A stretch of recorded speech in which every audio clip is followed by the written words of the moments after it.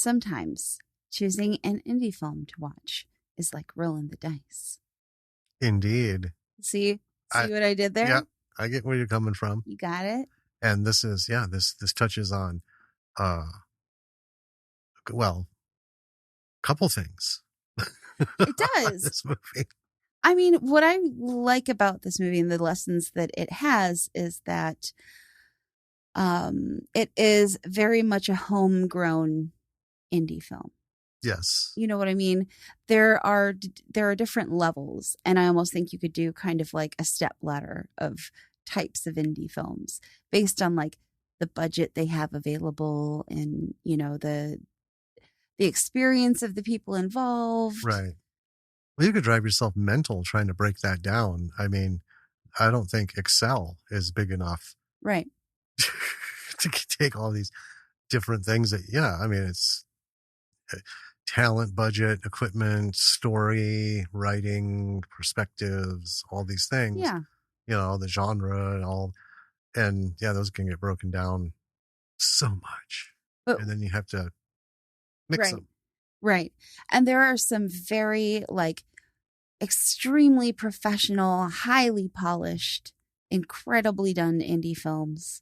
And there are also a lot of like very much small crew, homegrown. But, you know, one of my favorite ones of all time, Space Trucker Bruce. Yeah.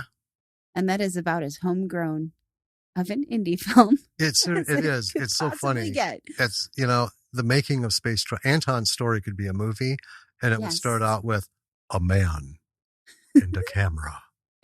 Ooh. Create greatness. You could be that was good. Oh, thank you. You could do that. No, I couldn't be the voice guy. No, when you listen, you should listen. I don't have a deep enough register. It's like real, really there. Plus, some of them are just like, you know, the one, because there've been different ones who've done these, you know, there once was a man or you know, this and that. But the ones that sound in a time when I don't even know how. Well, I mean, and that's fine. But there's the one that, I don't know, it's some sort of like pseudo-sexual desperation. Yeah. In a time when things were... I can't even do it, but yeah, it is quite something. Yeah. Well, you know what? What? This movie is, I mean, we both liked it. It's very much homegrown. Mm-hmm. I think because our neighbors upstairs are being extremely loud right now. Yeah, they are. Without further ado, we should jump into it. Let's roll into this bad boy. Are you ready? Yeah.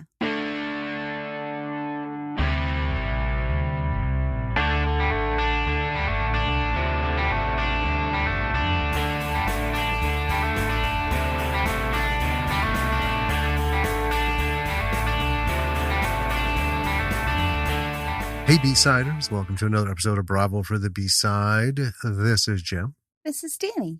And we have a Nerd Herd movie. We do.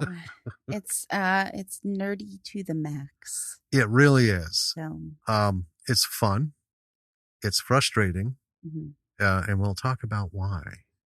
Yes. But before we get into this, we are recording the Monday night after New Year's. We took yesterday kind of off, last of the holiday weekends. But December 31st, 2021, we lost Betty White. Most of you have probably heard about this by now. Because, you know, it's 2 weeks. Yeah. After we record. It was rough in this house. Yeah. I mean, I know you took it hard. I took it hard. Well, yeah. I mean, what a career. What a woman. You know, the two are not exclusive to one another. You can't have that kind of career without being the kind of woman that Betty White was. And I mean, someone so grounded and funny, like always on. And witty, just, you know, sassy and crassy and just so much personality Yeah. and talent. Yeah. We were all pulling for the 100th birthday. Uh, January 17th was going to be her. Yes. Yeah. So we've lost another long standing icon who, goes all the way back to the beginning of television and movie entertainment. Yeah. It's just wild, you know. Um, I yeah. know I want to pull episodes of her on the match game Oh, yes. and have Lily watch those because she was so good on there. I mean, it got to the point where like if you wanted to be paired with someone, you wanted to be Absolutely. with Betty White. Yes. Absolutely. I, you know, uh, what can we say, folks? This is a woman who, obviously not a B movie or indie Oh film type gosh, no. person. Um, but man, I tell you what, this is somebody to look at. If you haven't, go back, not just to like Mary Tyler Moore show, but way before that. Betty White had her own show, had a lot of stage, a lot of uh, pairings with some marvelous male talent. You know, she was the one you wanted to get paired with, Oh yeah. just in anything. So, oh man, because every time she popped up, like in the last 5 years, we're like, Betty. yeah, even if it was a show we were like, somewhat ambivalent about. Say, oh, Betty White's on an episode. Let's watch it Yeah. because it's Betty White. I mean, she's one of those. I've mentioned it before. I would love to just sit and watch her sitting in a chair watching paint dry for like 90 minutes, and I'd be okay with it. Yeah. you know. I mean, it's something I had put out as a post, but I think, everyone should live their life such that if they die at 99, it's too soon. Yes. Yeah. I mean, and she was just gearing up for like more interviews, and She was so excited to get to 100, but I know. yeah. And it reminded me of, and I mentioned this in an episode way, way back about George Burns. Wanted to make it to 100 and do a show at the Palladium. He did make it to 100, but he was so sick. He had fallen, broken his hip sometime before, and it wasn't in the cards. And it wasn't too long after that he passed too, but to make it to be 100, Yeah. that's no small thing. No. And these folks, these powerhouse comedians, actors, just creative talents, to live to be 100, that is amazing. Yeah. They have lived through every evolution of television, movies, theater, all of it. It's astounding. Yeah. you know. So we are saddened for that great loss. And just encourage people, check out everything you can. I mean, Golden Girls, we love it. Lily loves it. Oh yeah. Mary Tyler Moore show. She was on Hot in Cleveland for a while. Mm-hmm. She's done a lot of voice work. Oh, tons of voice work. Yeah. Yeah. And you know what? As much as I hate promoting YouTube, hit YouTube and just catch all of the outtake videos of her in movies and TV shows and stuff. Yeah, you wonder when Betty White, when Betty White walks on the set, how does anybody get anything done? Because she is just a riot. Mm-hmm. Oh, I would hate to have to wrangle the cast on those days. Mm-hmm. Just sit back and let it happen. We're not actually taping anything today because we know better. Yeah, just getting to spend that time with her. I'm envious. And she's another one that anyone who's ever come into contact with her has. I don't think anyone's ever had a bad thing to say about her unless they crossed her, because Betty White was not a woman that you could just like step on her toes. She'd fucking pulverize you. And she would do it in such an elegant manner, you know. But short of that, everyone's loved the time they had Yeah. with her, and just, on set, off set, casual, whatever. Um, wow, that's something to aspire to be, Yeah. for those of us struggling to find success as creatives. And if we get to that mansion level and, never have to work a day in your life again level, but you're still going to be working. Wow, there's something to aspire to, be that person, not the other kind. Yeah. Right. So I think that's really the only news that I'm aware of. Nothing big has happened in the industry. No. I mean, we're just breaking into a new year and holidays and such. So, but what we did was we watched a movie Yes, we did. that kind of tugged at our heartstrings a little bit when we saw the trailer. Well, it did speak to us in a way that, few movies do. Yes. Do you want to hear about it? I would like you to tell us about this movie. This movie is called Zero Charisma. It was made in 2013, directed by Katie Graham and Andrew Matthews. So, continuing with our theme of women in filmmaking, Yes. primary director for this film was Katie Graham. Mm-hmm. It was written by Andrew Matthews, starring Sam Eidson, Brock England, Garrett Graham. That's the one thing about this film. If we're talking about females in filmmaking, there are no women actor. I mean, there's some. There's one. Yeah. And she doesn't come in till late.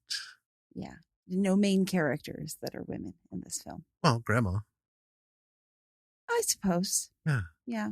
I think what you're getting at is in the sphere that this encompasses, women are not represented. Right. In the nerd herd. Right. Right.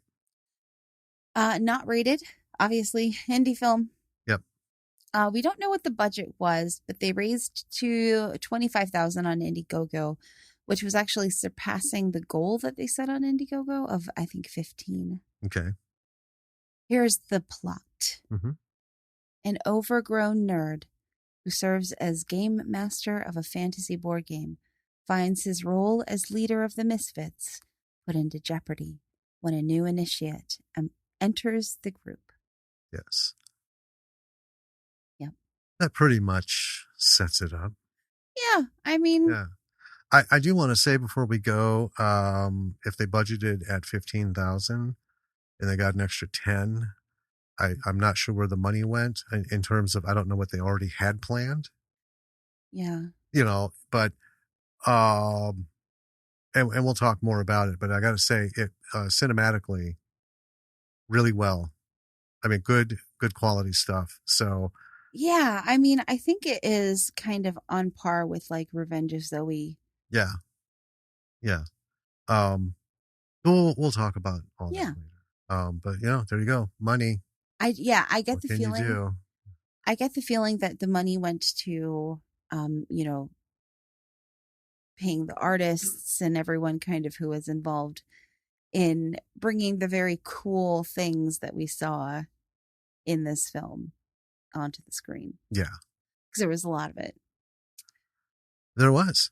And let's talk about some of that right now. So, fade in. Okay. Did I get you? Were you trying? A little bit. Mm. All right. So we have a guy doing some light grocery shopping, jamming to some sort of metal music on his headphones. And he gets up to the checkout counter, and all the stuff he's got is junk food. Yes. Right. The checkout girl is being really snarky to him as he's checking out. And on the way home, we see a bumper sticker on his car that says, "Because I'm the game master, that's why." And I like that because I have a shirt that says, "Because I'm the dungeon master, that's why." In the car, he's talking to a passenger about what's to come later in the night.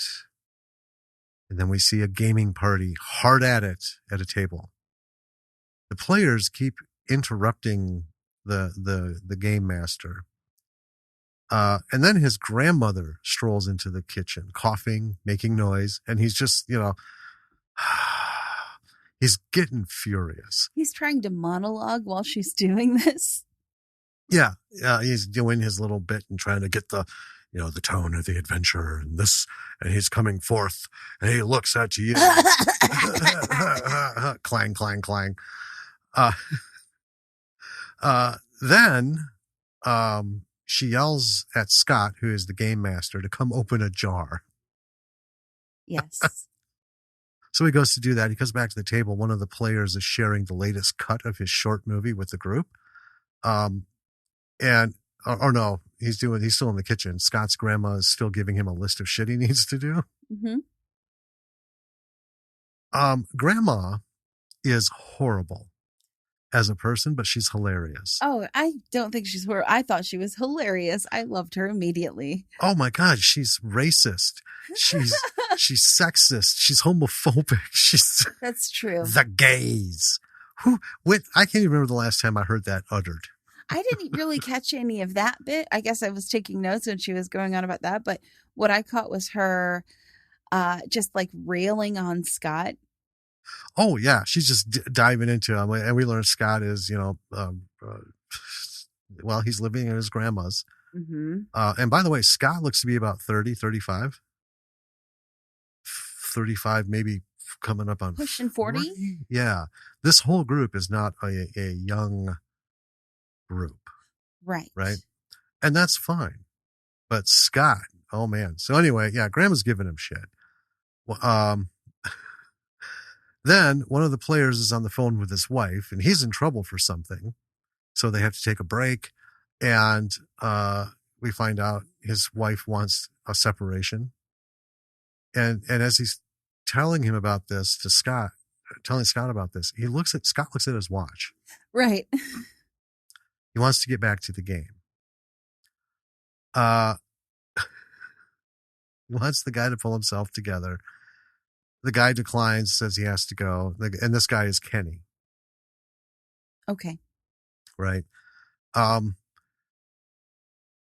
so we learn right here that Scott is all about the game. Yep. Your wife leaving you? I don't care. You've got the 15-minute break. I guess we can take our 5 now. Yeah. Get over it and let's get going. So Kenny goes inside, drops a bomb. He can't play anymore. Playing the game is what is causing some of the problems in his marriage. And Scott just can't compute any of this. Right. Right. And then Kenny does the unimaginable. He leaves his character sheet behind so Scott can play it as an NPC. Dun, dun, dun. Oh, my God. That is the hardest thing to happen. Scott rips up the sheet because he's pissed. Then we see Scott later on the phone, and he's reaching out to various people to fill the slot, the now freshly opened slot in his game. Yeah. He's not doing real well getting anyone taking him up. Everyone seems to just not like him. I can't imagine why. We've had, I mean, there's a lot of little things that we haven't touched on, but let's just say everything that Scott has been presented to us. Well, I will say, and I put this in my notes, Scott's last card to play to try and get his friend to stay and play instead of going and fixing stuff with his wife. This is his last card he plays before the guy leaves. I didn't want to have to say this, but your wife's a bitch. Oh, yeah. It's like, what? Yeah, and that worked out real well. So one guy that Scott calls ends up talking to Scott's grandma. And basically telling her that her grandson is a crybaby wimp. So we kind of figure he's not coming to play the game. Uh, and so the quest for the open seat at the table remains. Yes. So next we see Scott and one of his guys, one of his nerd herd. I call him for a while Mustache Guy. Right. So we didn't get a name right off. Did you call him Mustache Guy? No. I called him the passenger. Oh. Because he was the passenger. Sure. Anyway, so Scott and Mustache Guy are interviewing a young buck, we'll say. Mm-hmm. And Scott, they're interviewing him for the position in their game night. And this guy doesn't have any experience playing D&D. Right. Or it's not D&D, but, whatever it is. So Scott goes into an intense monologue about like video games versus communal storytelling and, blah, blah, blah, blah, blah. And the kid's like, well, I don't play video games. I play World of Warcraft. And Scott just like goes off. Yeah. And this, mind you, this is in a donut shop. Is it a donut shop? Because I got the feeling it was a like Chinese place. There were donuts. A whole rack of donuts behind him. Oh. Anyway. So Scott, he scares the kid off. And the interview place is Scott's day job. Because he's been interviewing this kid on his break, apparently. So his boss comes out and gives him some shit. And we also learn that Scott's a little racist. Yeah, not as bad as Grandma. Right. I don't know if there's degrees of it, but I suppose. So the delivery that he has to make is to the local game store. And Scott's not happy about this. Right. Which I initially is like, that's weird. You'd think that he would like going there. But the guys there apparently ordered the food just specifically to give Scott shit because he's the only delivery driver for this place. And it turns out he used to work there until he got fired. Mm-hmm. Surprise, surprise. And they learned that someone named Greg Gorin is coming there for a signing. Is this a real person or did they just make him up for the... You didn't look it up. No. Why would I look it up? Because it's a question you had. I don't know. I just thought of it now. Oh. Do you know? Maybe. You don't know. No. Okay, so he's not a real person.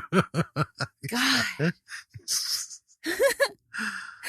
So, a guy comes up in the store. He's asking about the games that the store runs because they run, tabletop games during the week, and they say that all their tables are always full, and this is just like pissing Scott off more. And Scott's like poaches this guy to play his own game. Yeah. And it's not D&D, but something he has devised. And I wrote a personal note here. I watched them play. It's D&D enough to be just called D&D. Right. but it's his own creation. Sure. Of some sort. Right. On that note, quick. It is virtually impossible to come up with a role-playing game and not call it Dungeons and Dragons. Right? We've had Might and Magic, we had Secret Agent, we had Knights and something, and Swords and Sorcery. They were all D20 based games for combat, role-playing games. They just had different angles on the rules and stuff because it was super hard. You can't patent a role-playing game. And it's, you can copyright the verbatim of the written material, but right. You can't say, oh, well, it's a game where you roll a 20-sided dice. No, he holds the patent on all things. Right. Yeah. Anyhow. Yeah. So the guy agrees to come and fill the spot at Scott's table. and this guy's name is Miles. Mm-hmm. And Miles is like your basic hipster dude. He's younger also. Yeah. Like he's in his 20s. Yeah. So Miles shows up for game night. He has brought a 6-pack, obviously not something they usually partake in because they're all like taken aback by this. Right? It's Scott apparently doesn't allow alcohol at his table. It's like living in a puritanic household and somebody brings in soda. Right. And you're both horrified and delighted. Right. At the same time, but you're like, I don't know what to do.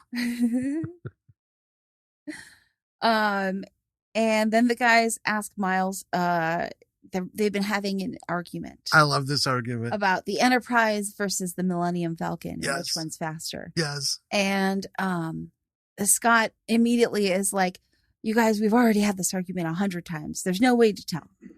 And Miles is like, actually, and goes into this reasonable argument. A reasonable argument. Can I talk about the argument, please? Okay. Just a little bit. Sure. So the argument was that, because Scott was saying you can't gauge how fast the Millennium Falcon goes, right? Mm-hmm. But we know how fast the Enterprise goes, and Scott goes, no. Or Miles goes, no. The Enterprise or the Millennium Falcon, made the Kessel run in 12 parsecs. So you could devise that by, from that, the space between all these things and that. So, they went from here to here in such and such a time. And this is the distance between the solar system and this and that. And I thought, well, that's pretty good. Pretty good. But I called Mulligan on that one because there's a better way to do it. It says actually right in Star Wars, when they first see the Millennium Falcon, Luke says, what a piece of junk. Han Solo says, she'll make 0.5 past light speed.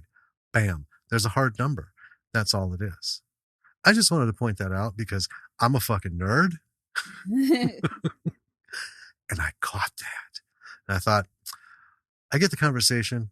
I myself would have suggested that go in the script. Just saying. You're adorable. Well, thank you.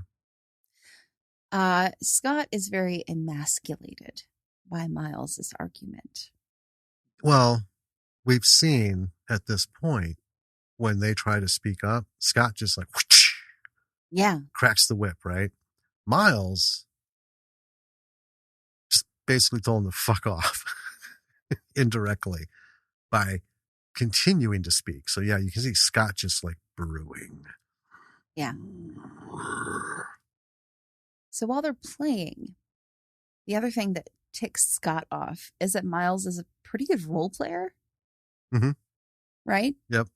He is doing a lot of improv and he's like throwing in jokes and he's like being very funny and charming.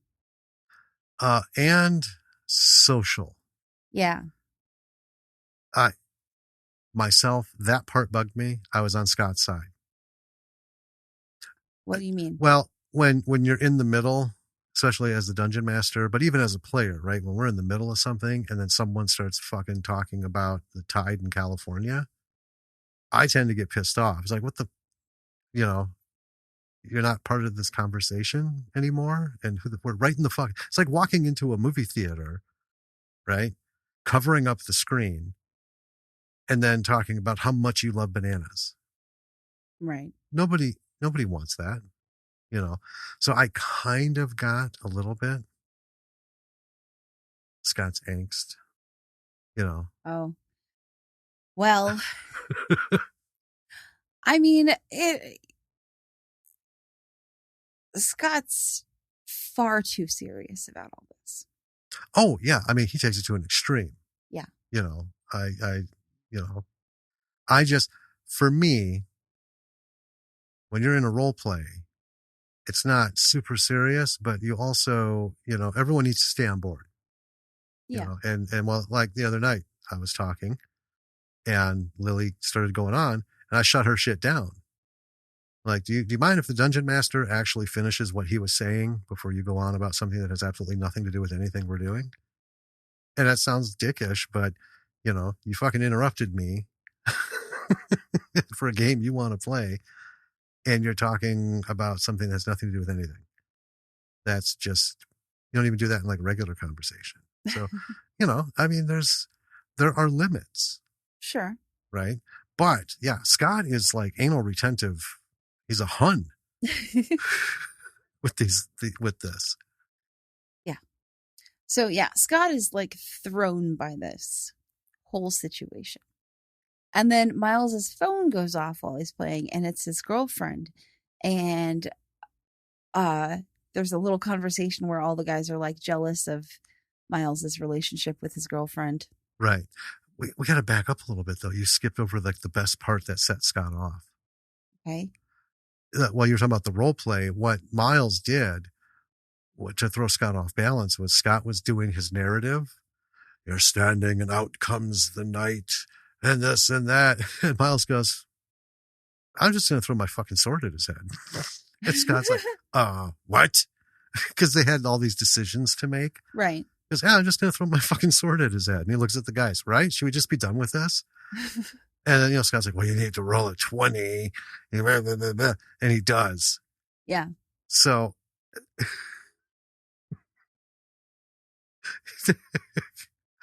what he effectively did is what we've talked about a while ago.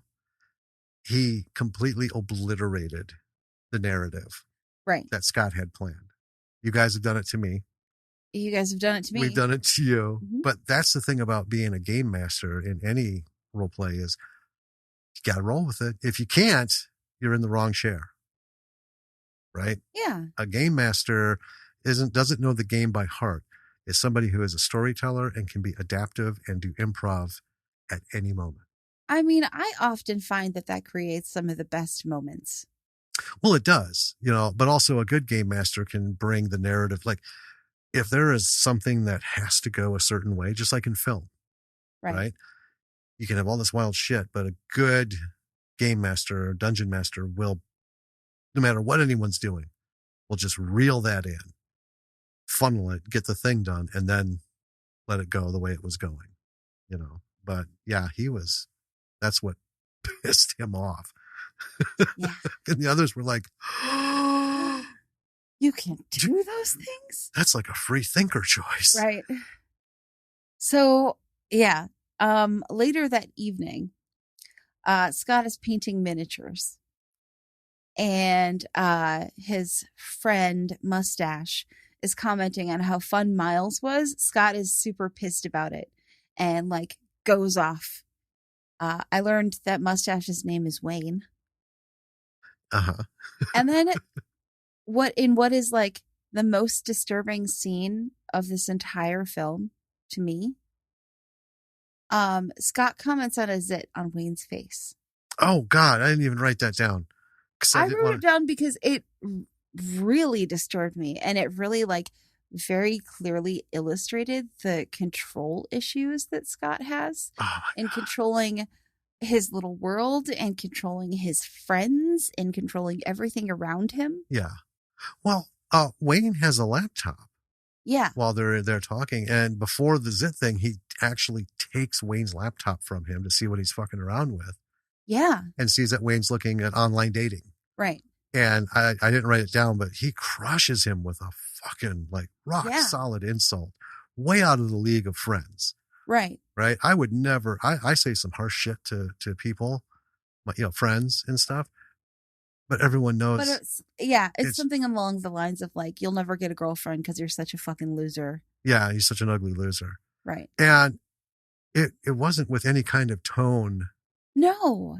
Because you saw Wayne's reaction. You see Scott's reaction to his, like, well, what's wrong, pussy? Right. It's just true kind of look. So but then this happened. Scott literally jumps on top of him, crushing him. And Scott's a big dude. Yeah, Scott's a big guy. He's a large and in charge dude. And Wayne is he's a waif of a man. And he's like Mr. Bean. So literally jumps on him to pop the zit on his face. I know. God. And it's wildly inappropriate and incredibly disturbing. And with all of this, Wayne still ends up sleeping over. Yeah. Scott wakes him up at one point during the night so Scott can go on about some past game. Remember when, like, I made one of the characters have terminal farting? I can be And funny too. I can be funny too. And we all know people like this, right? They have to be in charge. They take not even betas, right? They take the omegas of the pack in society and form their group out of them, knowing that even together they'll never stand against me, Right. kind of thing. But when their stuff is challenged, they're like, well, I'm funny too, and I'm this and that. So we all know that kind of person. As he's going on, we hear Grandma yelling out his name. He ignores it and he's going on. And then we hear her yelling again. Then we hear a thud from somewhere in the house. Mm-hmm. The next scene, they're at the hospital. Grandma's had a stroke. And then later, we see him sometime later taking her home. So the whole hospital thing was pretty quick. He does phone someone when she's in the hospital. Someone called Barbara. Yes. And I thought maybe a sister or a cousin, know, right? Well, Barbara is Scott's mom. And she shows up at the house, at Grandma's house, saying she's going to stay there as well. And then she introduces Bob, her boyfriend. Grandma is not terribly pleased that Barbara is there. Scott I thought he was boosting some of her medicine. No, he was just like. Right. Yeah. But it just looks so shady. It's like he was, like, oh my God. He's just a shady looking dude. Well, but he had his back turned and everything. I thought on top of all of this, the guy's fucking going to steal his grandma's drug. This is way out of nerd herd territory. Who is this guy? Grandma tells Bob that Barbara was once part of a sex cult. She's just going on. She tell you she was in a commune with hippies. She tell you it was a sex cult. Yeah, good old Grandma. And then Scott gives the medicine to Grandma, so he's not boosting it. That's what I wrote. And then Mom and Grandma start arguing, and I'm just like, wow. I almost see how Scott turned out the way he did. So Barbara, immediately, the actress who plays Barbara is fantastic.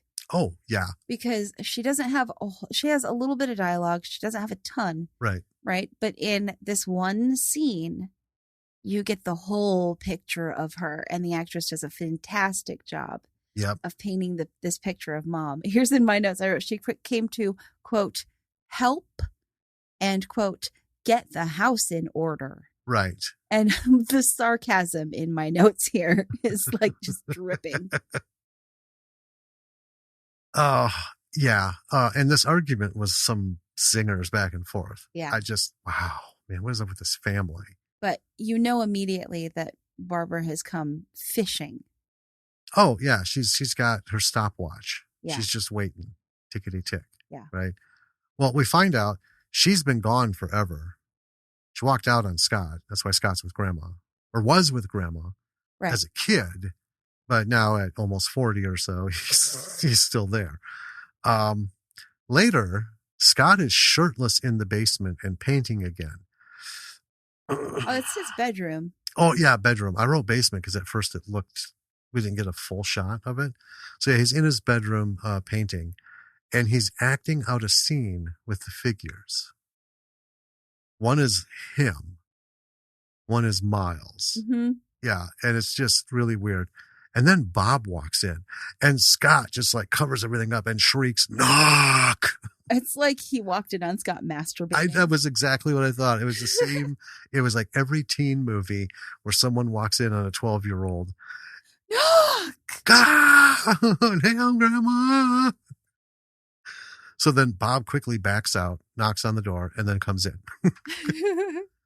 And Bob is trying to make a connection And this character is one of those, he's a nice guy, but he is just not connected. You know what I Right. mean? So then he starts talking sports. And, Scott could not be less interested, Right. as are most people in that circle, right? And then he tells Bob he's going to bed. Um,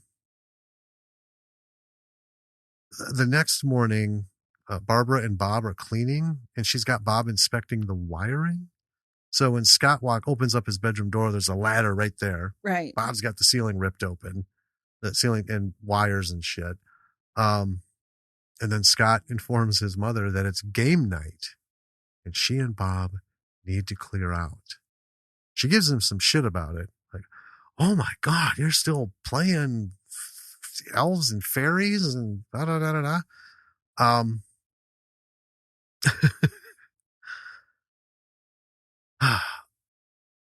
the thing about this at this point, we don't have to say this to the end, but we'll talk about it. This does not paint stellar pictures of what actual D&D people No. are like. I mean, this is kind of a throwback to the 90s. The I feel like basement. this movie is kind of a throwback. Yeah, the basement dwelling grunge, right? Yeah. Living at home kind of thing.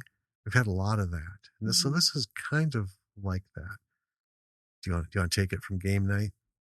Yeah. Do it. So, in game night, before the game is kind of starting, Miles is giving feedback on the guys' film because they showed it to him, and he mentions that he could put it on his website, which it turns out is one that they all constantly frequent. It's called Geek Chic. And it's not his website. Right. It's his company's website. He's the he's co-founder. A founding editor. Yeah. So it's an official, it's a real thing. Right. Yeah. It's a successful company. Yes. And their guys are all like excited about it. And then Scott jumps in he's like, oh, I have a blog too. It gets 15 visitors a week. And he gets all riled up about it when they're like, that's not exactly the same thing as having a successful website. And he's like, we both put stuff on the internet. Yeah. Didn't he say like 700,000 hits a week? Right. It's not the same thing. Yeah. So mom comes out and tells him that he needs to call off game night because they're being too loud. Yes. Or something. And he tells her she can stay at a hotel if she doesn't like it. And they bicker a bit, and she eventually sits down intending to join the game. Yep. And Scott is not about it. And she just immediately starts like tearing into him in front of the guys, telling embarrassing stories. And these aren't like your typical embarrassing stories. No. Do you got the big one? I didn't actually write down what the stories were. So the big one, after she gives them, she's going on about all these little things, right, that make the others laugh a little bit. That's bad enough. And then she drops the bomb. She says, well, do you know why he was suspended in 8th grade? I'm like, no. Why? Because he was caught jacking off to a Wonder Woman comic book in the school bathroom. And then Scott that was it. He's like, I don't want to play anymore. Yeah. And it's done. Which is what Barbara wanted all along. Yeah. Yeah. So in his room, Scott ends up punching a hole in the wall. And this is so funny. So he punches through a poster, and then he pulls the poster next to it to cover up the hole. And there's a hole under that poster. Yep. And then we get kind of like a mopey day scene with Scott where he's like sadly ordering a drive-through burger, and it drips on the dungeon he's designing while he sits in his car eating alone. Yeah, all kinds of things go on. He drops some stuff doing deliveries or just and he is pulling up his game master supplies. He's got a little crate that he's toting up to a door. And this is Miles's house because Miles had offered up his house as a place they could play. Right. And a blonde girl answers enthusiastically. Um, and it's Kendra, Miles's girlfriend. Mm-hmm. And she seems very nice, Oh, yeah. you know. Upbeat and pleasant. Oh, yeah. Yeah. So he walks in and Miles is showing the rest of the guys pages from a comic book that he's working on. And they're all super impressed. Miles is the guy who's just like good at everything that he does.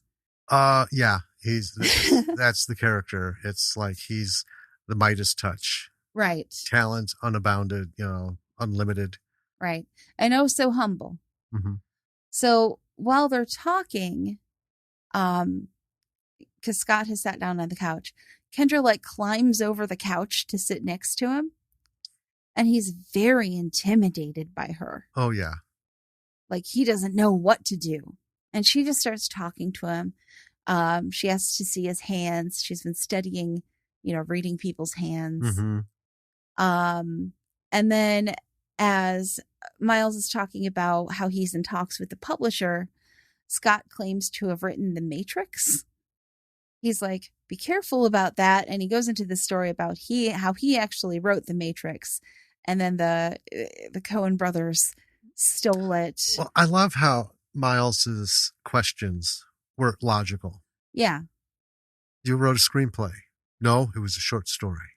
I submitted it to a contest. Was it called The Matrix? No. Were the characters of the plot the same as The Matrix? No. Right. But I submitted to this contest. I don't win. And a year later, The Matrix comes out. Right.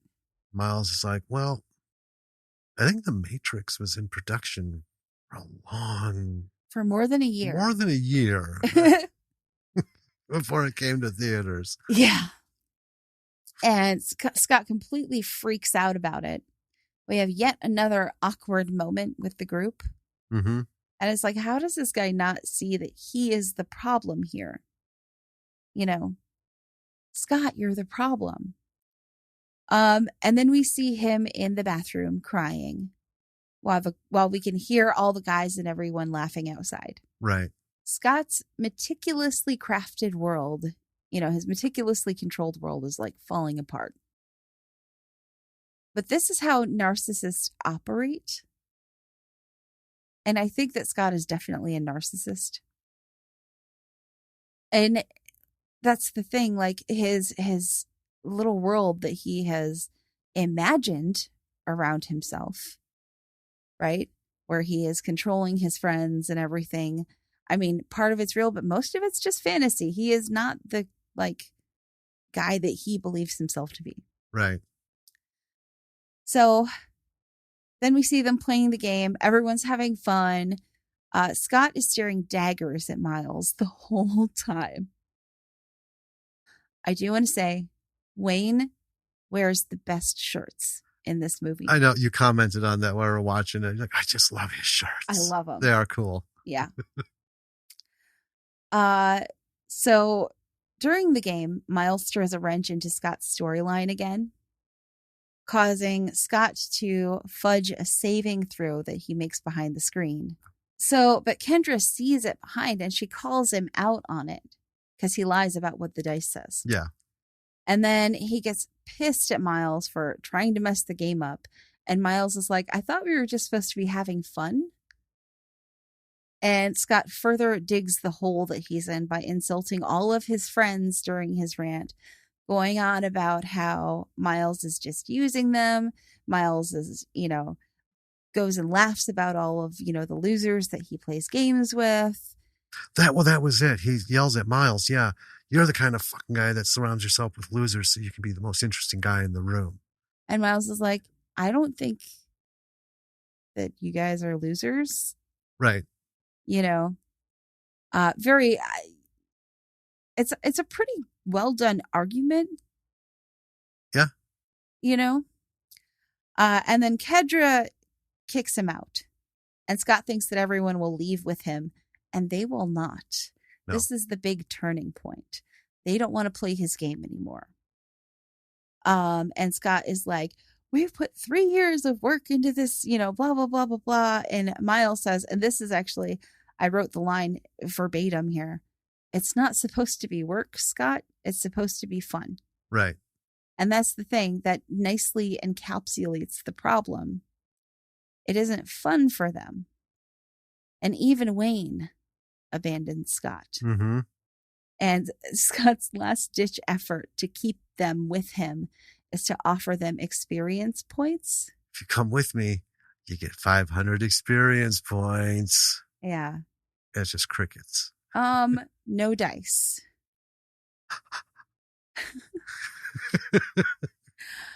I mean, I do hope, like, this is the point in the film where I hope that Scott is going to see the error of his ways. Because weirdly, although I don't like him as a person, I do want to see him grow. And I think that speaks to, like, the way that this was written and directed and acted. Yeah. I'm invested. Yeah. So he leaves alone. At home, Scott is playing out a scene of killing Miles with his minis. The next morning, an appraiser shows up at the house. So it turns out Barbara is trying to sell Grandma's home. Grandma comes out, right? She's been supposed to be upstairs.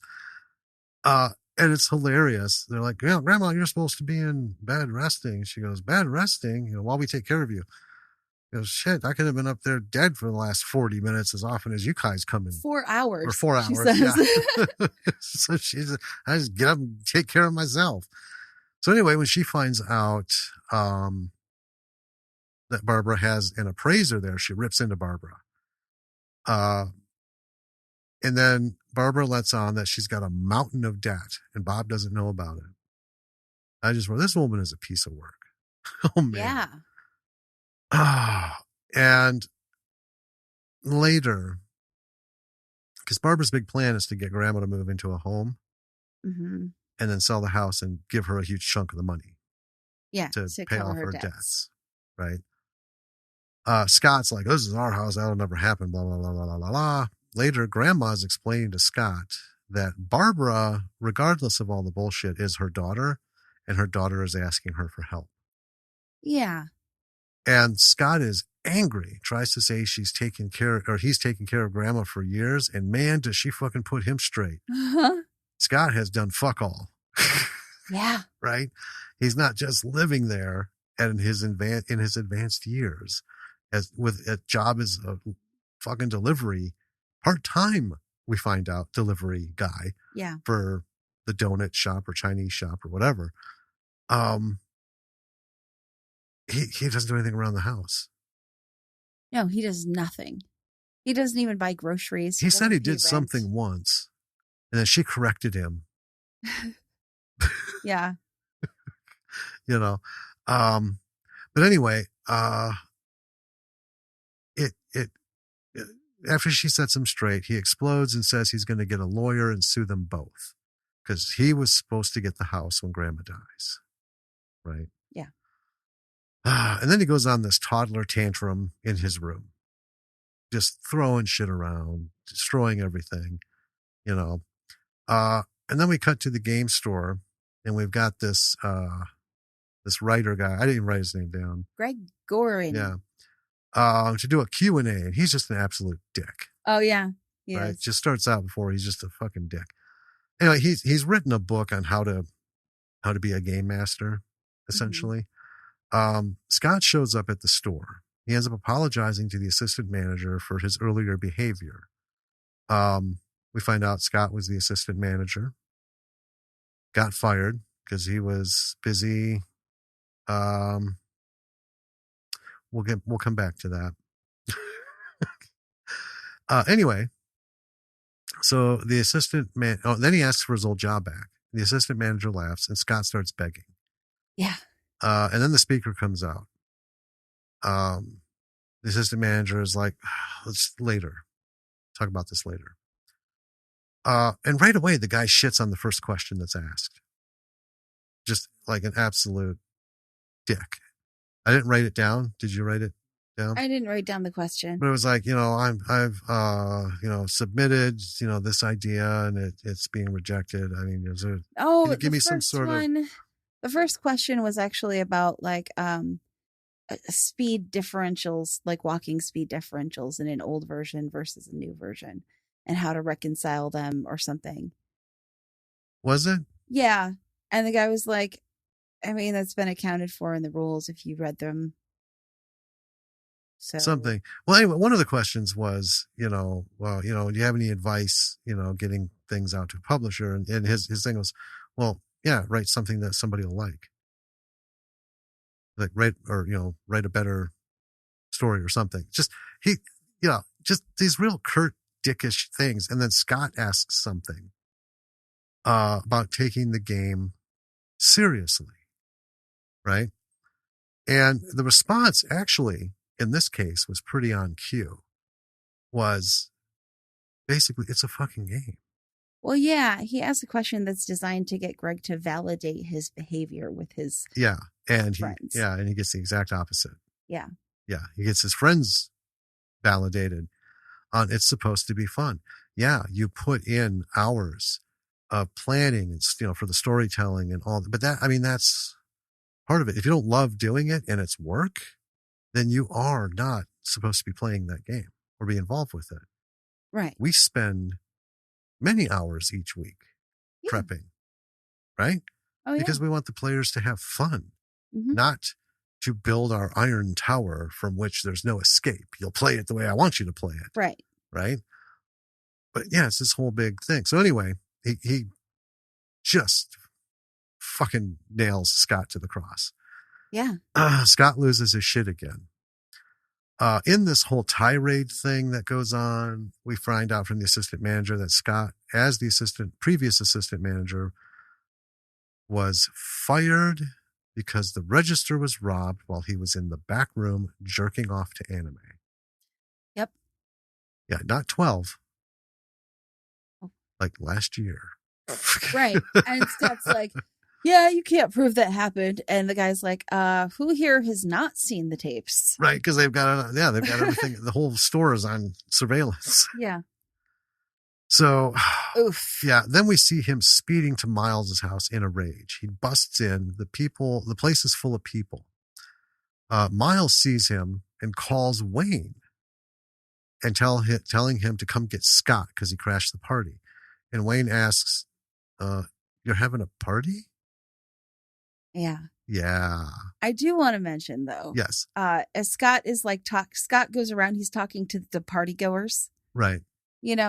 And they're like, how do you know Miles? And Scott goes, he's my nemesis. Oh, yeah. And I'm like, fuck yeah. That comes up later. I don't know if you noted it. I didn't note it, but yeah, it comes up later. Like, hey man, I didn't even know you could have a nemesis. That's so cool. So Wayne looks heartbroken. Yeah. And he's like, huh. And I'm thinking, seems Scott was right. Well, I mean, partially. He was 100% right. None of these people in Scott's group that Miles came in to be the big shit, none of them are at this party. If you have friends, you invite them to your party, right? Yeah. I mean, that's kind of my thing, because not all because none of these people were Mensa members, right? The one dude at the pool, I mean, he was as, I don't know, surfer in Pittsburgh as you can get. Yeah. Right. So that was my thought. I wrote this down. I'm like, so Scott was right, like it or not. And no matter how he put it, Miles is a dick. Yeah, Miles is a dick. And then Scott is telling a story. Some guy's recording him on his phone. Yes.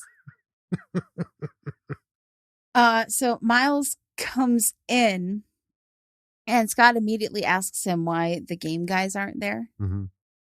And then Miles's friends are egging on Scott to challenge Miles to a duel, because that's what he's been going on about this whole time. Yes. And they start fencing with crutches. Right? Scott ends up hitting Miles, and then getting punched, and Miles stops being nice. Yeah. It's kind of a long, drawn out thing. It is. This happens, that happens, but that's where we end up. The tail and end of it. And then Wayne, who has shown up by now, sees this happen and attacks Miles. And this is the funniest thing. The point at which Miles decides he's had enough and kicks them out is when he realizes that in the scuffle, some of his hair has been pulled out. Yeah. He's got a small bald spot. Yeah. So when Wayne shows up, he sees Miles kicking Scott's ass. Wayne comes in like a true fucking, like a cavalier. Yeah. Vroom, jumps on fucking Miles. Miles tosses him like he's, dirty tissue. But Wayne is holding a full fistful of fucking hair. Yeah. And Kendra's like, ah. And then he looks at the hair, and then they show the side of his head, and there's just this massive clump bald spot. Just, oh my God, bleeding and everything. And he's like, get the fuck out. Yep. So Wayne is driving them back. Scott has a little, like a smidgen of growth on this car ride, wherein he admits to Wayne about the time that he kind of like gaslighted Wayne about the online dating. Oh, yeah. Saying that, he only did that because he needed someone to be more of a loser than himself. Yeah. And he kind of apologizes for it. Yeah. I'm like, okay. Oh, yeah. I mean, admitting it is the first step, I guess, And then we see Scott watching TV with Nana, and we learn that they are in the retirement home. In Arizona. So they've sold the house and moved just like Barbara wanted them to. Mm-hmm. Barbara doesn't visit it as often as she promised she would with this new arrangement. Mm-hmm. But Scott does all the time. Why? He works in the retirement home. He has a real job. Yeah. And he is running his game there for some of the residents. Yep. And I love it. During the game, Scott is still like, this is his new little, nerddom circle. Yep. But during the game, he does show a teeny tiny bit of give in his GM style, wherein one of the guys wants to seduce someone, I think. Yeah. And Scott's like, it's going to be a pretty high DC. And he starts to say 20, and then he's like, 19. Yeah. Because the guy reasons out why he should be able to do it. And I'm like, I guess that counts. Yeah. I mean, in all, they're not following the rules that much better than his friends. Right. And he's not exploding. Right. He looks still agitated. Yeah. Right. He does get a face for a minute where he's like, yeah. But so he grew a little. I mean, he's got a job. Yeah. And he's, helping take care of his grandmother because that's his job. He's an assistant. Yeah. Right at the home, making sure they have what they need and going around and, stealing time on his break to play that game. He does live with his mom, though, now. Yeah, with Barbara and Bob. Yeah. Yes. But baby steps. Right. And that is zero charisma. Yeah. Aptly named. I was just going to say that. Aptly named, because Scott has no charisma, game style or lifestyle. No. Real world charisma, none at all. So. We liked this movie. Yeah. It was fun.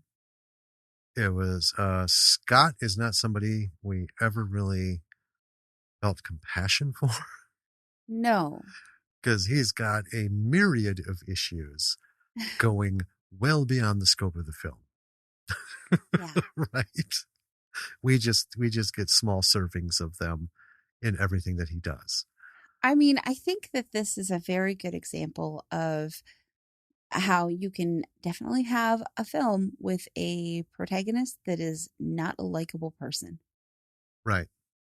The nerd herd is likable. I liked all those guys. Especially all of them too. Wayne is the quintessential friend. Right? Yeah. You can push the greatest friend to a limit. And we had that at Miles's, where he's like, I can't anymore. Right? But when push comes to shove, he's there. Right? Yeah. he came back and he's like, oh, no, no, no, no. And he knows he's going to get his buttercream ass kicked. Oh, yeah. But he just jumps in it. Yeah. You know? I just love that. It was the most heroic part of the movie.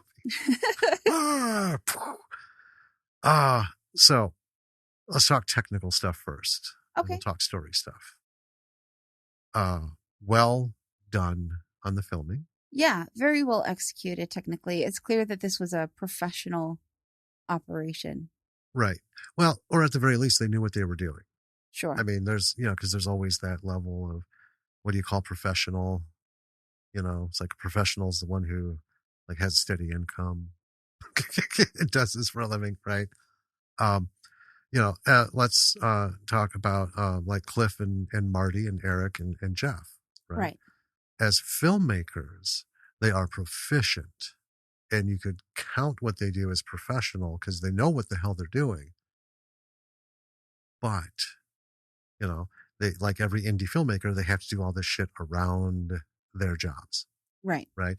Now, Eric is the president of a production company, so he's got a job in that field. So he's a professional, right? But when it comes to the the Zoe films, it's indie all the way, right? Oh, yeah. But they do know what they're doing, and they're very good at it. Yes. This crew also knew what they were doing, and they're very good at it. The lots of shots, like not the camera in the back of the room catching all the action kind of thing. So many takes of scenes, obviously, to get it right, and then shooting the same scene from scene 12A, 12A1 because we're going to do the Right. close up, 12A2 because we're going to do an under, and this and that. Sound was really good. Yeah, it was. It caught everything. Yeah. And there was some Foley in there, you could tell. Oh, yeah. If you've never shot a film, listeners, almost every little thing that happens in a movie is artificial. The sound wise. Yeah, because the boom mic is to catch the dialogue and pretty much nothing else. Right. So the dice rolling, they have to mic it for the scene, or they have to Foley it. Right.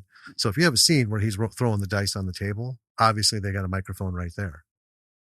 Okay. But if you're shooting someone talking while they're rolling a die, you're not going to, I just stepped away from the mic.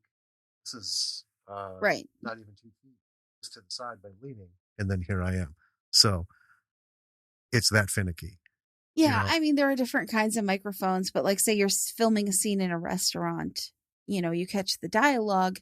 Everyone else is just mouthing words. They're not saying anything. And then you add in all the restaurant sounds. Yes. Afterwards. Yeah. Because the boom mics, they're shotgun mics. They're pinpoint. They're, if we had like the Rode that we use for BF McGillicuddy, it's a shotgun mic, right? So I have to get it pointed at the right way. And all the other stuff doesn't happen in the background. You can still catch like room noise because room noise is the whole room. Because it happens right in front of the microphone. But a lot of stuff going on, and none of it is muddled. So that they either mic'd for the shots when someone wasn't speaking, or they did a lot of Foley work, which is sweet. Well, yeah. Just doing sound, and we know that from talking to David so many times. Sound can take 6-8 months, a year. Yeah. Just to get that mixed right, so you can hear everything, and it does sound like you're in the room. Anyway, nothing was lost. No mumblies, no off to the side stuff. Right. Well done. Color and lighting was really consistent throughout, and it was well done. Mm-hmm. The framing was good. The performances were really good. Yes. Well, I don't count that as technical. Sure. But let's talk about performance. Okay. They were good. They were consistent. I like Miles' character. I like him too. Because in the end, he is exactly what Scott pointed him out to me. Because none of those people there, first of all, he was embarrassed about the whole mention of gaming. If you remember, and Scott was going on, and Miles and all of his friends are like, "What? These are not gamers. These are not tabletop role playing, any Right. kind of thing, right? These are his douchebag crowd, Sure. his pseudo hipster, douchebag lifestyle, right? I'm a editor and I'm co-founder, and this is the kind of stuff that I float in. Basically he is. He's trying to be the biggest dick in the room, not attitude wise, but he just wants to be, you know, look at me. I'm the most interesting person here, and you are all my crew, kind of thing. Right. But he's a lot more intelligent about the way he does it than Scott is. Well, he's not bossing people around. He's choosing. He did what Scott did. He found all the omegas in that lifestyle and surrounded himself with them. And he's the big dude, right? And it turns out he's just a dick. Because again, if he was genuine about what he was doing and making new friends, all these guys would have been at the party. Right. But until that moment, right, Miles was written and performed in such a way that you're kind of like, man, Scott, give it up. You're almost on Yeah. Team Miles. He's like, he's just a fresh perspective. He's not beaten down Right. by Scott over a 3-year period. And he just is looking to do things different. Yeah. Right? Inject himself into this world. But then, the reveal, boom, dick. Right. So, yeah. And I think even the like secondary characters like Nana and Mom and even Bob, Mm-hmm. the guy at the game store, the manager, Yep. um, just, Every second someone was on screen, it mattered. And yeah. and you could see that they meant to make it matter. Yeah. Because nothing was, it's, almost a week since we've seen it. Haven't forgotten anybody. I mean, even she just had one scene, but the woman who played Scott's boss at the delivery place. That was awesome. Yeah. And it was so good. Nothing was flat. Right. Right. This wasn't one of those where we're going to make a movie and I'm just going to get my friends and we're going to do it. And you can tell nobody has any acting experience or even interest other than we're just going to help our friend make his movie. Right. Yeah. They made every character memorable. Yeah. Yeah. Like I said, Barbara was great. Yeah. I mean, you don't like her as a person, No. but the actor was fantastic. Mm-hmm. And Grandma. And Grandma. She's horrible, but Jesus Christ, she's hilarious. And she, it was also natural. Yeah. The dialogue was fitting. Mm-hmm. We know because we live on that side of the fence. It was pretty good. Yeah. Now let's talk about the story. As we said in the beginning, this doesn't do favors. No, it doesn't. The role-playing crowd. No. But here's the thing. I firmly believe there are folks who would watch this and be gravely insulted. I think that too. Because it really is a bad take. Yeah. And we did briefly discuss that after we watched the movie. Yeah. Like, oh, wow. That wasn't very flattering. No. Like we had mentioned, the one thing that was saddening that a woman wasn't involved in the group. Right. In the sphere. Now, in the audience, when this guy doing his Q&A, there were women there. Yeah. So it was kind of like a representation. But I really would have liked to have seen one of the guys' roles be a woman. Yeah. Because there was nothing added by them all being men. I would have written it in. I think it would have worked with a female presence in the group, just because it's one of those things. It's just an easily noticeable. You pointed it out. Yeah. That was the first thing you notice. Huh. It's all dudes. Right. there are desperate women just like desperate men who form in these groups. Um, Well, and I think that is kind of like the point of the story. So it is yeah. easy to forgive, right? Oh, yeah. I'm not ridiculing. It just, Oh, I know.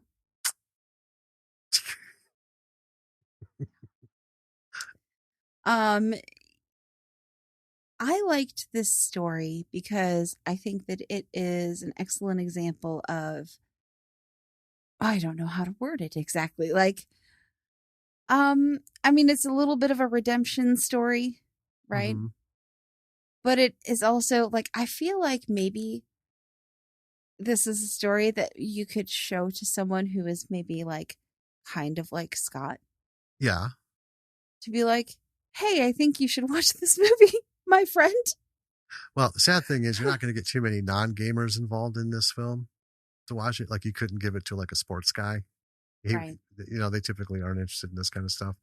Well, in much the same way that Vice it'd versa. be hard to get us to watch a football game. Yeah. I think what you're getting at is it's a very, uh, it's about having a very myopic view.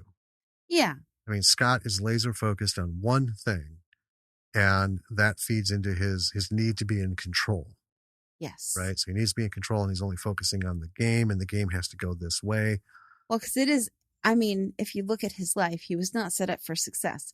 This game is the only thing he has in which he is fully in charge of his world. Right. And one thing we didn't mention in the notes, this is his game, and he has been trying to get it published. Well, he hasn't actually written it, No, but but he says he's been trying to get it published. yeah, that's the thing. He just needs to write it first. Yeah. But anyway, so it is his creation.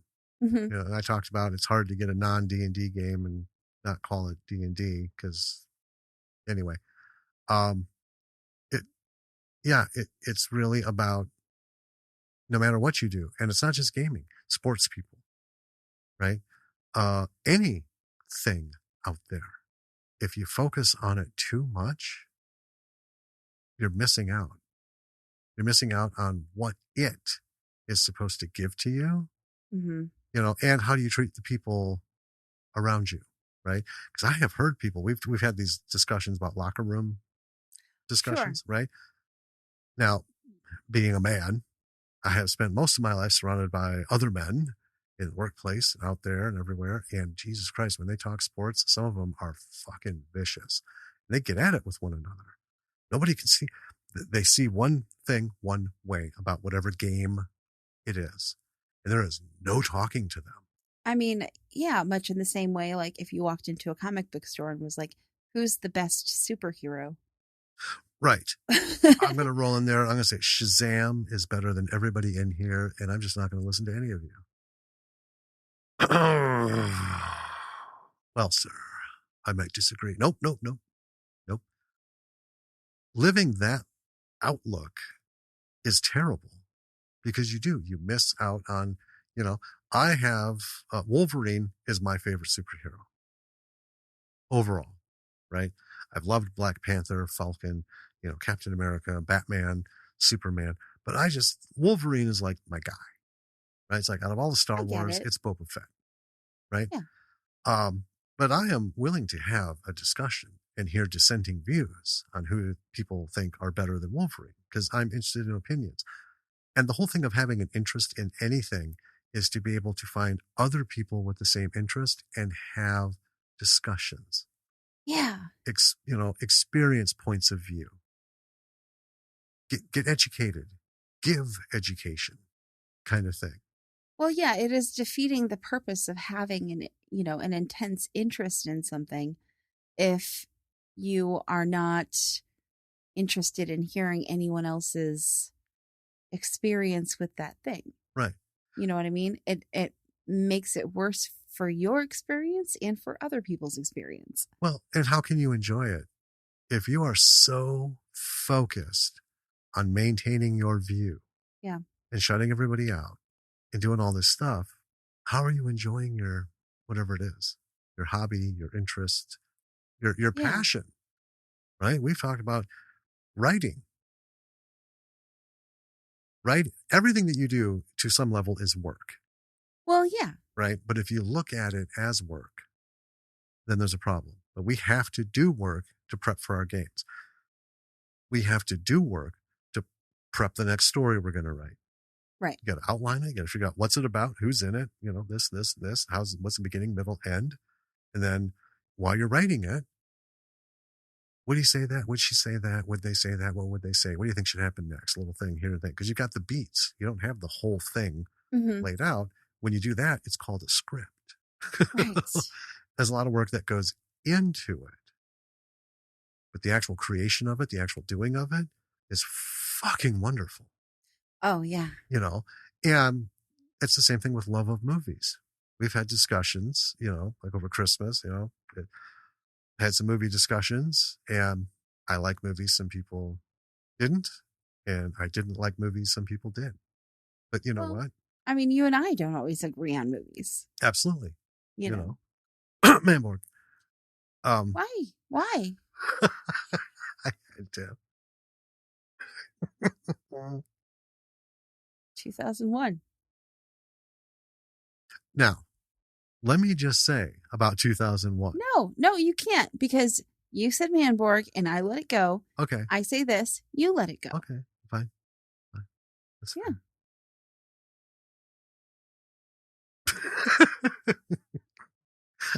I had that conversation over Christmas. Oh, I know. With Joe about how you just fucking hated it. Mm-hmm. And he was trying to be so diplomatic. I watched it and I kept thinking, this is happening for a reason. Yeah. There's going to be a reason at the end of this. I just cut him off. I said, there's no fucking reason for any of it. You saw it, anyway. So yeah, we didn't get a lot of growth other than, I think we saw the pivot, right? Yeah. He wasn't a total dick. You could see he was still super frustrated at the end as people were still trying to take his leadership narrative away from him. But he didn't go punch a hole in a wall. He didn't quit his job. He didn't storm out. Right. He's like, all right, I'll compromise. 19, Yeah. And then they just went with it, kind of thing. I thought that was, redeeming. That was enough redemption for me. Well, yeah, the movie ended on the guy rolling the die and Scott looking very tense as he watched it skitter around. We didn't see what it landed on. Right. But. Well, and, it depends on what kind of view you want to take, optimistic or pessimistic.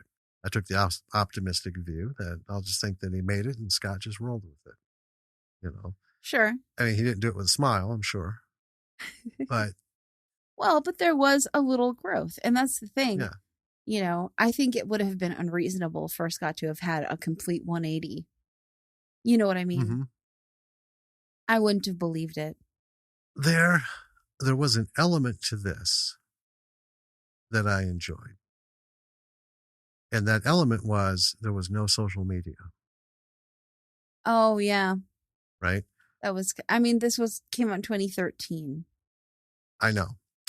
But see, if it were done today, pretty sure, because I've noticed a lot of things like this, they're injecting social media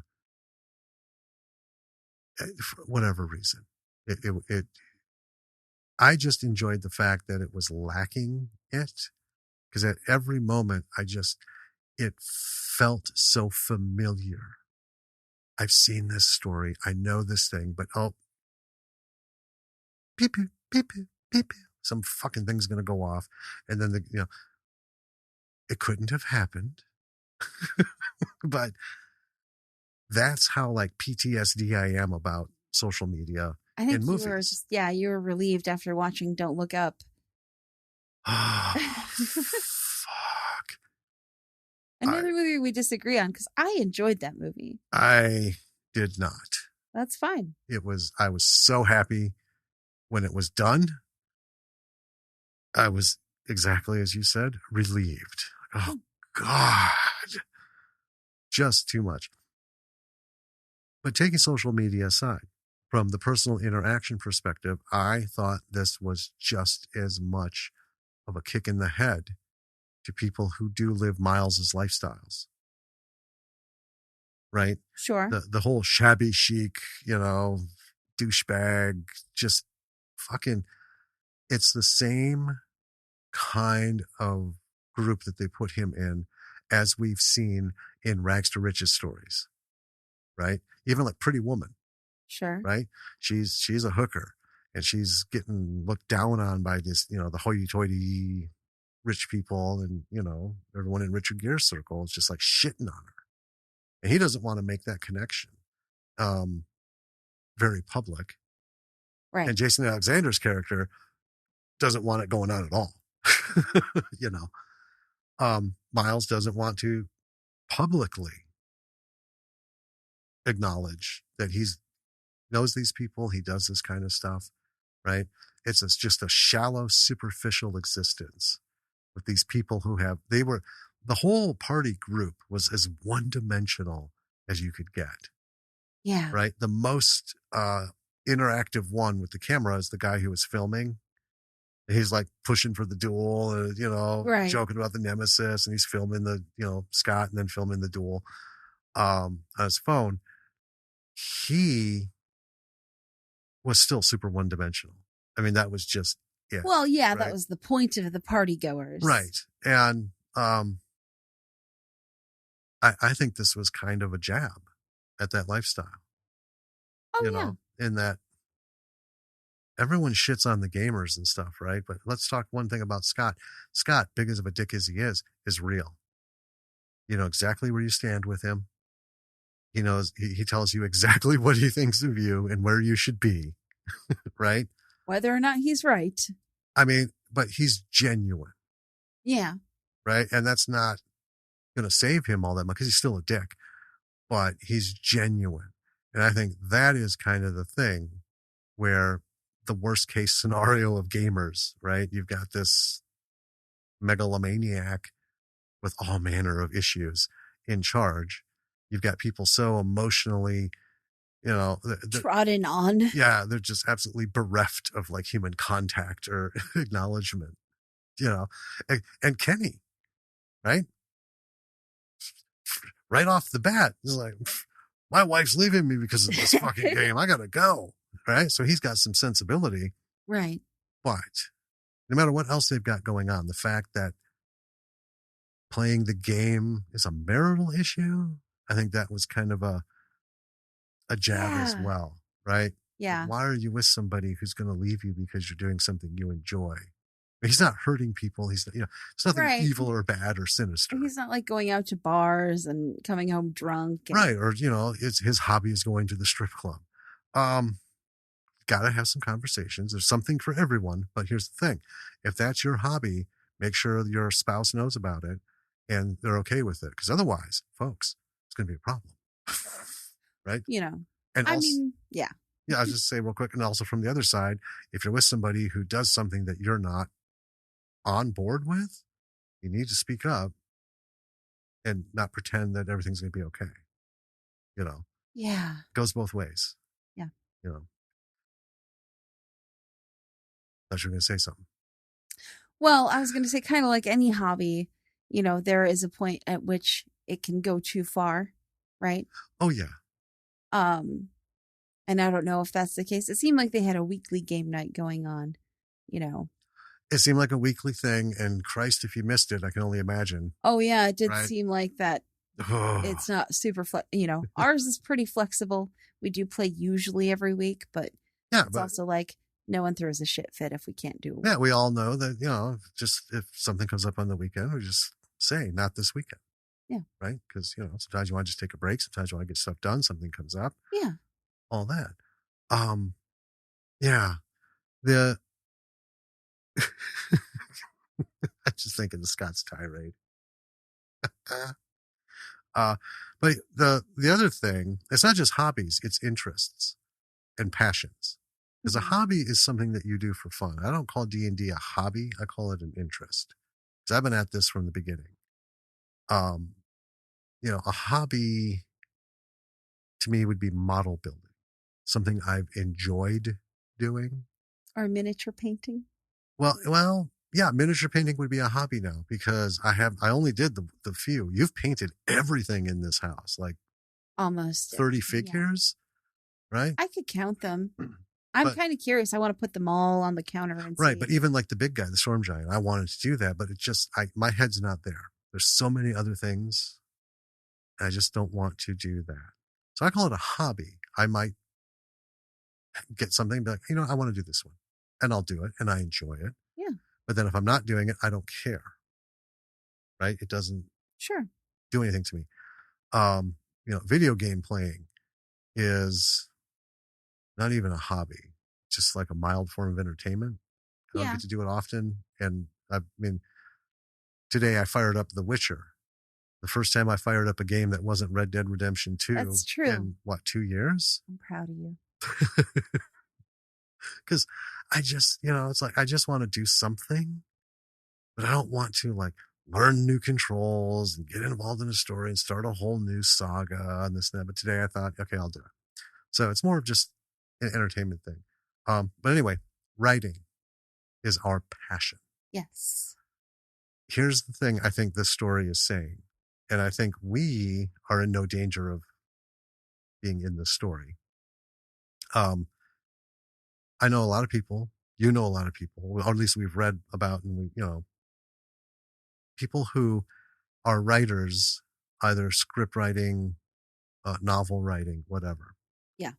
And they've made movies about it where that's their dedicated thing. They fuck their wife and kids off, or husband and kids off to the side, right? It's like, Yeah. Go for a week and. Or just don't ever spend any time with anybody. Right. This is my time, my space, my thing, blah, blah, blah, blah. And it comes before everything else. Arguably, most of those people get a lot more done than we do. That's true. But we put family first, mm-hmm. Right? I mean, for, the longest time, we waited, 2 weeks, 3 weeks, and we get a weekend. Right. Because Midge wasn't here. Right. Right. Now we put a lot of stuff off till bedtime. We haven't done anything lately because we're still weird things, and having a 12, almost 13-year-old isn't as easy to put to bed as it used to be. It's true. So, we follow our passion heavily. Yeah. But I think our bigger passion, I think this is the lesson in the movie, our bigger passion is for life. I think so, yeah. I would rather sit in a room with you doing nothing, just enjoying, knowing that we're mutually enjoying each other's time. Yeah. And we've talked about before, we used to sit and just read, each read a book. But the fact that we're in a room together, unmolested by the outside world and work phone calls and all this stuff, I would rather do that than write. I would too. Because that's more important.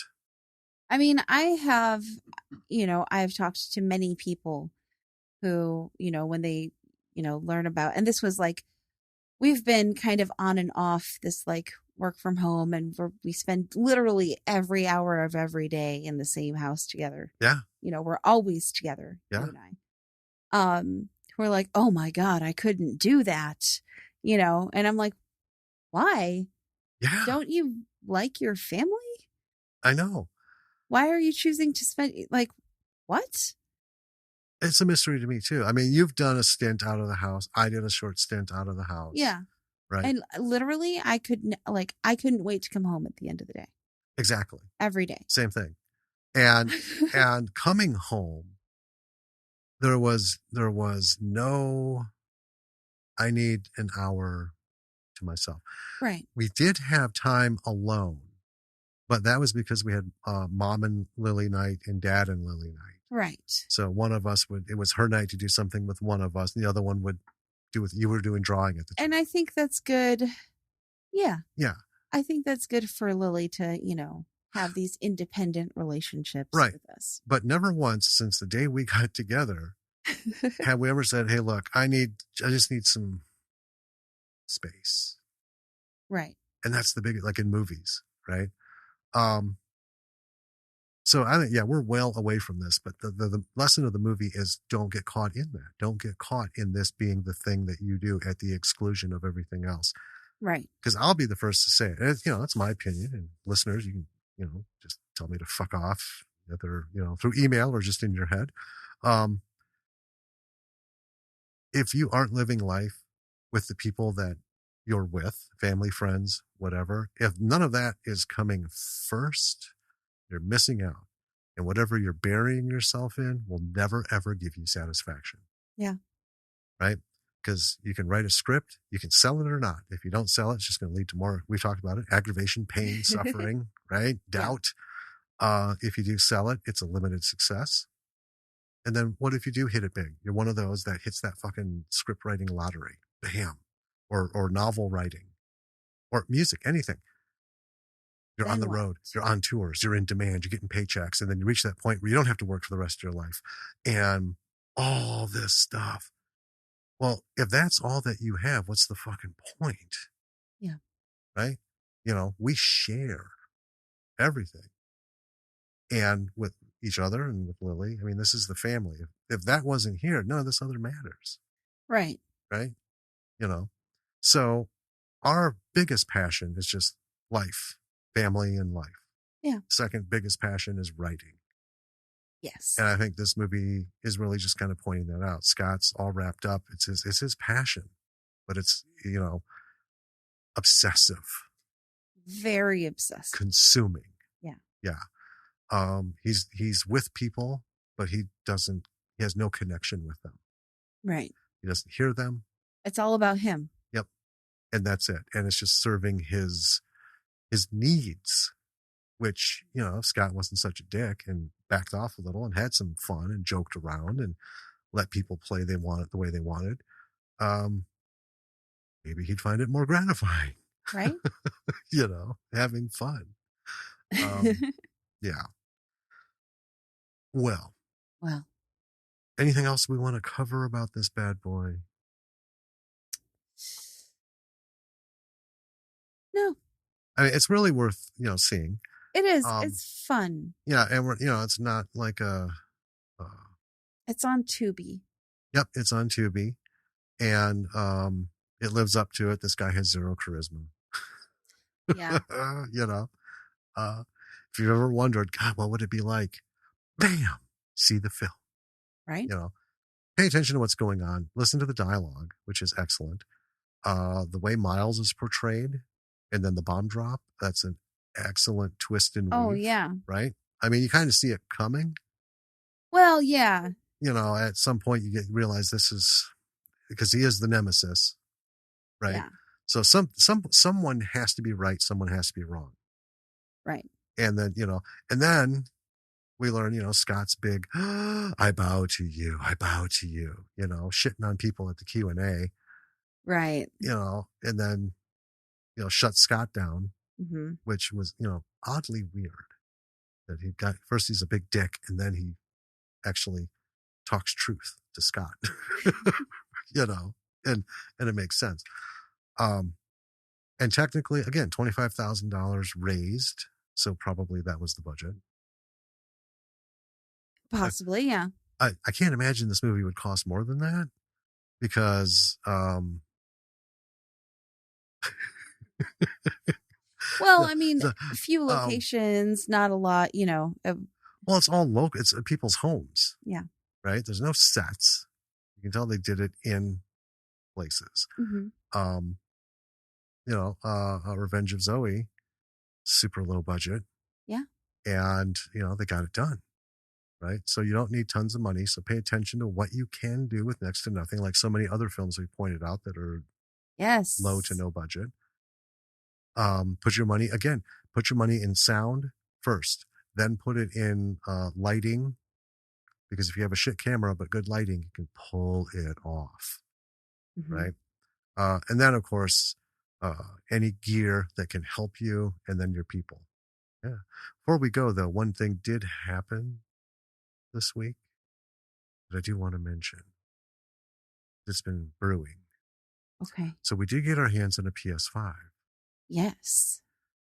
Got notified of a drop. We got in there. Yes. You tagged one, and I was in the process of getting a second one Mm-hmm. because we both got in, and I didn't. I didn't want to be that guy who buys them and resells them. I want to be greedy. So we do have the PS5. I just want to say, overall, we talked about it. I have a little buyer's remorse. Yeah. Folks, if you don't have a PS5, I'm going to say this: you're not missing a thing. Well, here's the problem. Yeah. It is an awesome system, and the controllers are really, really cool. Yes. Here's the big problem. Mm-hmm. There are no games that utilize the functionality of the system or controllers, except for the one that comes preloaded onto the console.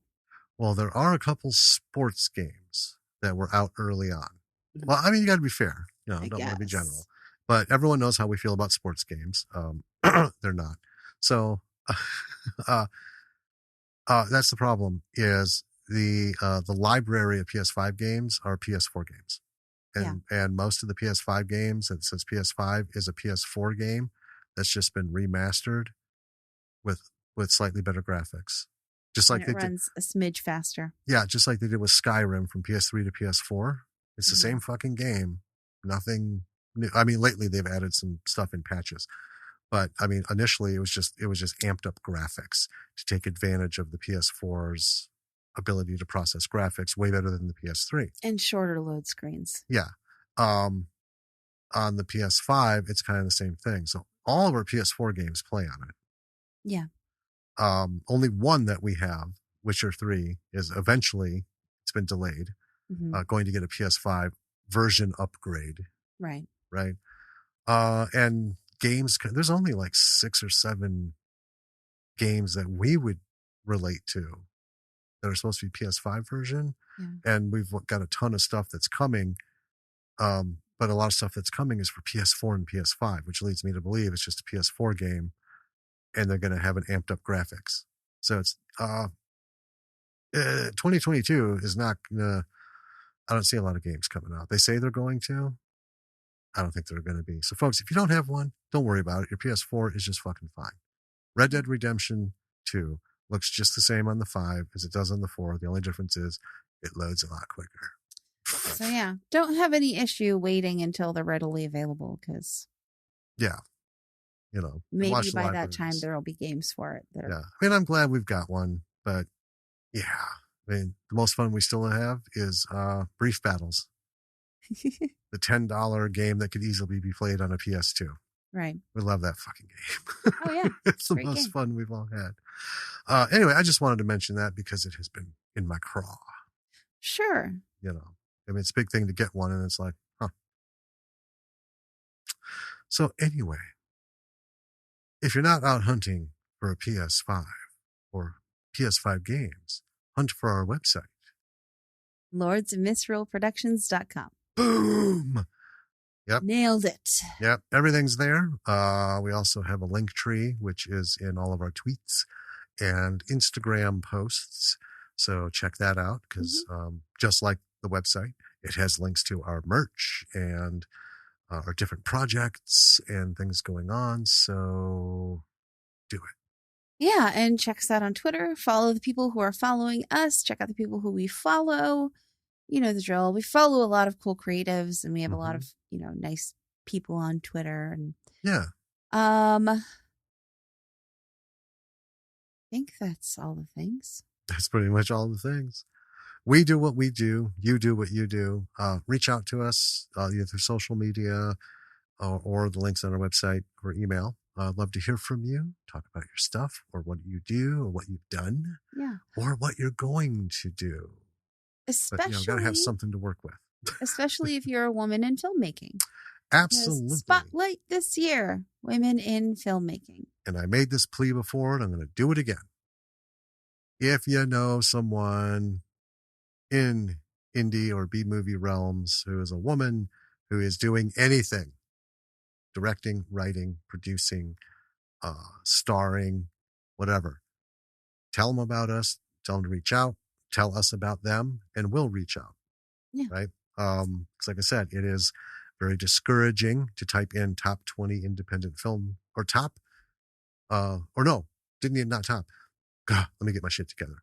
To type in women in independent film or women directors of independent film or independent film directors, women independent, any combination of that, what comes up in the top 3 is the top 20 directors of independent film, and it's all men. These lists, and it pisses me off. So, yeah, we're asking you to do some work for us because it shouldn't be this hard, but it is. I don't want to sit and battle the algorithms. If somebody knows someone, well, let's get it done. Right. Right? Because we want to bring this out. Yeah. We want equal airtime. And, so far we've been seeing some good stuff. And we're going to see some more. But there's also a lot we're not going to find. Yes. Some of the shit we find is totally by accident. That's true. And we've talked about how much we don't find. We find an awful lot by accident. Yeah, and we miss way 1,000 times that we'll never find or come across because there's so much. Yeah. The pit is deep. So. The well is deep. I like well better than pit. I don't like well because a well makes me think of all the kids falling in wells and all the people in wells, poisoned wells, haunted wells, nasty things in wells, zombies in wells. I like pit. Ugh, I don't like pit. Pit's bigger. It conjures up like dirty, muddy, dangerous, broken things and mud. And it conjures up all the bad stuff for me. We need a better word. We'll come up with one. Okay. All right. That's it for us, B-Siders. Thank you for listening. Hope you're rolling into the new year with some direction and some fire in your belly. Write some pages, shoot some shit, compose some music. Quick note, Lily is knocking that fucking guitar out of the park. Yeah, played us a song today. Girl walked out here and said, hey, I learned a song. And it wasn't like, orchestra band shit. She played and sang a song. And I was like, that's my fucking kid. Yeah. Yeah. Awesome. Man, she is kicking that thing's ass. So I think next year we're going to be buying her a real guitar. Well, yeah. And also, mixing up that is news. Yeah, let's do that quick here at the end. I don't care how long this goes because this is shit we want to talk about. So yeah, we can.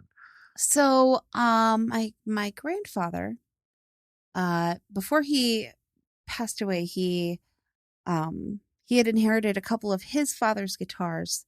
One was a custom-made guitar. It ended up going at auction for a somewhat considerable sum of money. Yeah, it was a custom-made Gibson. Yeah. And then he had another one, which was not custom-made, but it's a 1957 Gibson C model, just the classic. Yeah. Still has the label and serial number inside. Yeah, this is before they put them on the back of the neck. Yep. Or head. I don't know guitar parts, so it's the neck. Forgive me. It's okay. So he had always said that if anyone in the family could learn guitar, he would give them that guitar. Well, he did offer it to us once. Yeah. Because this was back when I was trying to teach Lily guitar. Yeah. And I don't know anything about fucking guitar, but I figured, well, I'll learn with her. I know enough to get started. Yeah. Right. So he thought, oh, well, hey, how would you like this? And he brings this guitar out. I was like, oh, no, because at the time we had just gotten the Underwood typewriter. Yeah. And I'm like, no, first of all, I don't know how to play guitar well enough to warrant having that. And also, my time is directed on trying to restore this Underwood. And it took many years for us to get that restored. Yes. So, anyway, no one ever inherited the guitar. Cut to Christmas, where Lily had promised to play violin for the family. Yep. And she had promised this at Thanksgiving because, we were bigging her up about her violin. And she said, well, I could play at Christmas And everyone was very into it. And then she realized that she had roped herself into playing in front of everyone at Christmas, which she was very nervous about. Yes. Well, she practiced and practiced and practiced. Like, I've never seen her practice so much I know. between Thanksgiving and Christmas. And a lot of it, I think, was because she had extra time over break. But anyway, we got there before anyone else. And we had talked to Lily about this guitar, which she had seen before, but she was very young. She didn't really remember. Right. You know. Yeah. And she recently had picked up your guitar and been teaching herself to play. Mm-hmm. And doing pretty well. Yeah. And we were like, well, maybe if you get very good, you could get Grandpa's guitar because he always did promise. Yeah. You know, and we told her the story about it. And then she fell in love with the idea of this guitar. Mm-hmm. And decided that she wanted to have it. So we got to my grandmother's house. We were there a little before everyone else, and we were talking to Grandma about it. Yeah. And my grandmother I love her very much. She is, she can be a little chilly sometimes. Yeah. You know, that's just her way. Mm-hmm.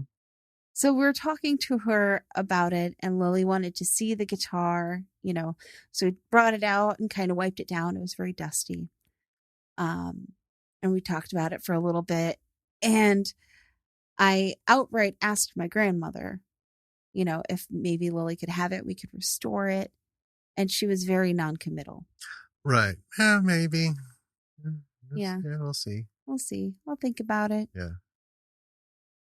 And then Lily played her violin. Well, she gave a concert. She did 4 songs. I think she did more than 4 songs.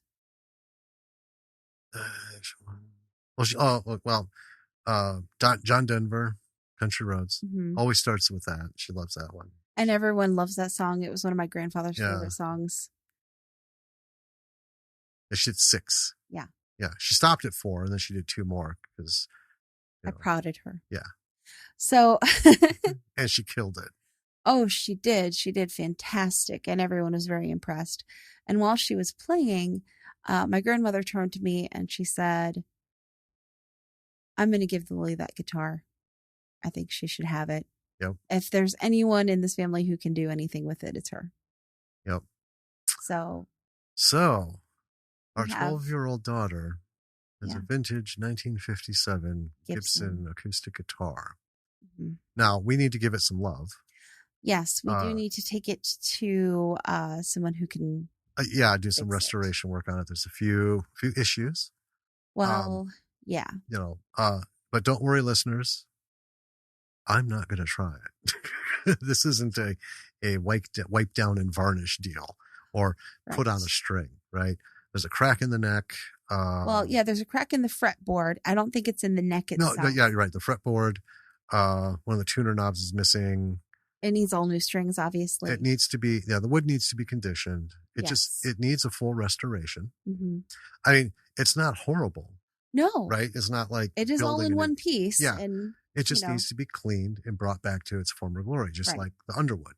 Yeah. Right? It needed some new parts and stuff. Yeah. And we talked about it. I had to send it off to someone who could do that level of work because I hit my wall quick. But yeah, that's what we're going to have. Yeah, you can't build an all new carriage for a Underwood typewriter. No. But I just kind of find it funny. I couldn't get this kid to play guitar to save anybody on the planet. And now she's going to be the owner of a 57 Gibson strumming along. Yeah. And I'm going to be stuck with that fucking Esteban guitar. still only barely remember how to play 3 notes. Actually, I can't remember the fingering for E, A, and D. But she's so good. I'm so proud of her. Oh yeah. Yeah. So that was a huge thing. Yeah. That was the big Christmas thing. Yeah. So, one day we'll give an update on the health of this beautiful thing. Yeah. As it becomes more beautiful. Picture before we take it to get restored. Oh, so we can have a before and after? Yeah. Yeah. Yeah. I think we should do that. All right. So listeners, that's it. We're done. Yeah. For real this time. Yeah. Until next week. This is Jim. And this is Danny. And we will talk to you soon. Bye.